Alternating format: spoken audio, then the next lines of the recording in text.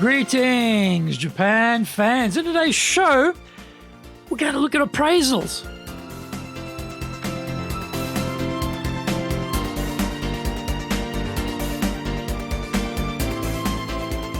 Maishu, arigatou gozaimasu, and welcome back to the 9th year of the Leadership Japan series. And I'm your host in Tokyo, Dr. Greg Story, your corporate coaching and training guy committed to your success, president of Dale Carnegie Training Tokyo, Japan, and the 3-time best-selling author of Japan Sales Mastery, Japan Business Mastery, and Japan Presentations Mastery. My new book in Japanese, Za Eigyo, is available on Amazon. We are broadcasting around the world from Minato-ku in the center of Tokyo, the leadership capital of Japan. This podcast brings insights, examples, and experience about leading in Japan, and trust me, it is different here. Don't forget to subscribe and share this podcast with your family, friends, and colleagues. We are not being sponsored by Libsyn, but we value your privacy, which is why we have our podcast hosted by Libsyn, who, unlike many other podcast hosts, have a strict policy that does not allow access to your private information by anyone. Here is our daily podcast lineup on iTunes. Mondays, the Cutting Edge Japan Business Show. Tuesdays, the Presentations Japan series. Every second Tuesday, the Business Tatsujin no Oshie Show. Wednesdays, the Sales Japan series. Thursdays, the Leadership Japan series. And every second Thursday, the Business Pro Podcast Show. Fridays, the Japan Business Mastery Show. And Saturdays, Japan's top business interviews. Before we get going, today's handy Japanese phrase is psycho. Psycho. Sounds a bit like the English, someone who's crazy, you call them psycho. It sounds the same. So not spelled the same, but S-A-I-K-O in Japanese, if you put it into Romaji. But sounds the same. Psycho. Psycho.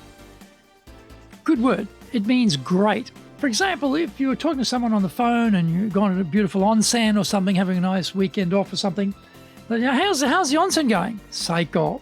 It's great. Psycho. Or you're playing golf or something, and hey, you're talking in the middle of the day at lunchtime. How's the first 9 holes been going? How's the golf going? Psycho.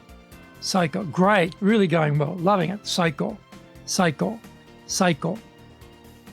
This is episode number 448. Today we're talking about performance appraisals. How did it go in the last episode working on performance alignment?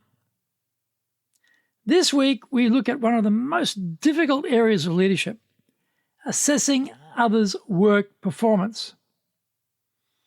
This whole process is important because it leads to promotions, bonuses, bigger responsibilities, and also to people being deleted from the enterprise. No wonder each side of the table finds this process stressful.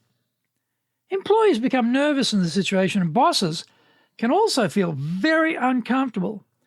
There's nothing worse than having to let people go who have been in your team unless they are completely hopeless or evil. This is rarely the case. We are usually having to fire people who are average or slightly below average, who the big bosses have nominated for the cut.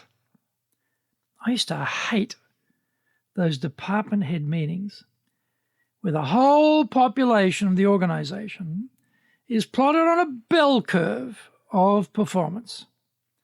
By definition, a group of people will be in the bottom 10%, and that will include your own team members at different times. You try to defend them, but sometimes the edict is X number of people have to be fired, and you are the one who has to tell them. There's nothing more disheartening than to be the executioner following an organizational process you feel is seriously flawed. So how can we go about doing performance appraisals where we are not the merchant of doom and deletion, but working with the survivors? We can use RAVE, R-A-V-E, as a formula. R, review the performance results description. There will always be a standard against which the person's abilities and results can be judged. We are looking at their should be. What are they supposed to be achieving? This is the performance achievement we want to see. Often these are numbers, so the ideal outcomes are clear. With other jobs, however, there is more of a qualitative component which thrusts us into the foggy world of subjective judgments. A. Analyse the monthly projects lists. We are looking for the as-is performance currently being achieved. How is the individual doing across their key elements of the business? Where are they doing well? And where are they falling short relative to the should-be goals? What are their issues around non-performance? If we're not seeing the levels required, then we have to make some decisions. Is the person in the right job? This is a major decision point. It may be they are not, and we can try and create a better fit for them. Perhaps we've realized they cannot make it and have to leave the firm. They are not necessarily a bad person, but their capacity is below what the organization needs to succeed, and they have to be replaced with someone who is more capable. If we decide we should continue with them, we are interested in what changes need to be made to make the goals a reality. How can we help them to be successful? Where are there opportunities for improvement? In which areas will their improved performance help move the business closer toward achieving the outcomes required? This requires good clarity around what needs to be delivered and preferably outcomes which can be measured. These could be results of activities which lead to outcome results. Find out more. We come back from the break.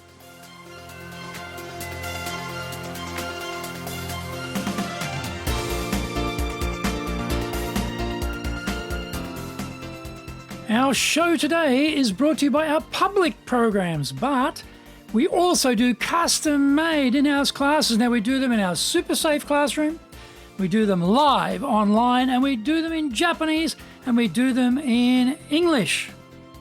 Today's show is being brought to you by, on the 2nd of February, a Dale Carnegie course, a 12-week program.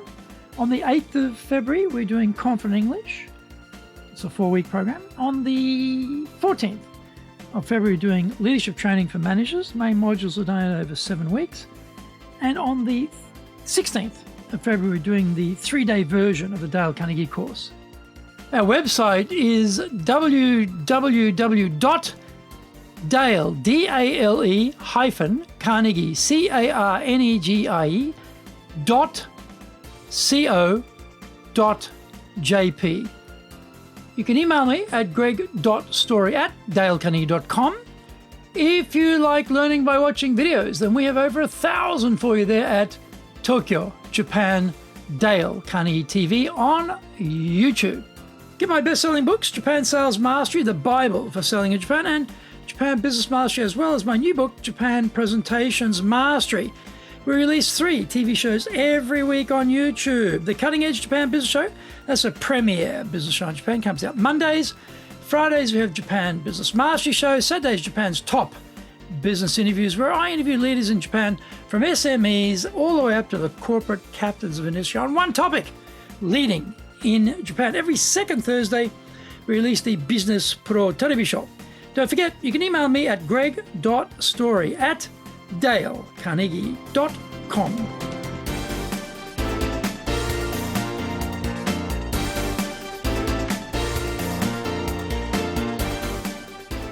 Welcome back. V is for vision in the RAVE acronym. Vision. What does future success look like for the individual? We need to be very frank and clear about any gaps they need to close. Where does time, energy, and resources need to be committed to help them grow? What will their individual growth look like? What assistance do they need to get to the next level? What do they need to be working on in order to move up inside the company? Sometimes bosses fear helping their staff move up inside the company because they worry their own job will be lost and their subordinate will replace them. It is possible, but if you're doing a great job becoming a leader-producing machine, the organization is more likely to give you more responsibility All organizations are looking for leaders, and if you can create them, that will be seen as an indication that you need to be promoted. Also remember, you cannot move up if there is no one to take over the job from you. So we all need to educate our successors so that we can move up. E, encourage the person. So often, the performance assessment meeting demotivates the staff member. The leader's communication style and approach are critical to ensure the person becomes even more engaged around achieving their next year's targets. The review itself is a look backward to what happened.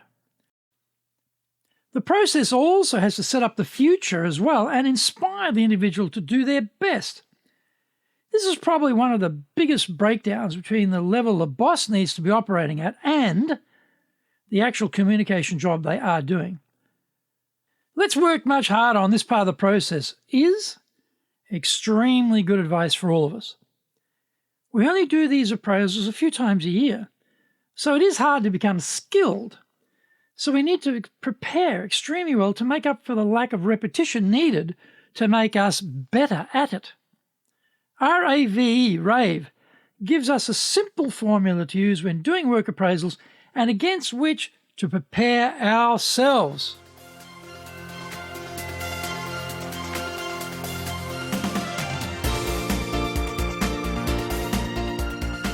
Thank you for joining the Leadership Japan series. If you found the program useful, then share it with your family, friends, and colleagues. Don't forget to subscribe and share this podcast. Take what you found valuable, immediately put into action, because idea application is what makes winners winners.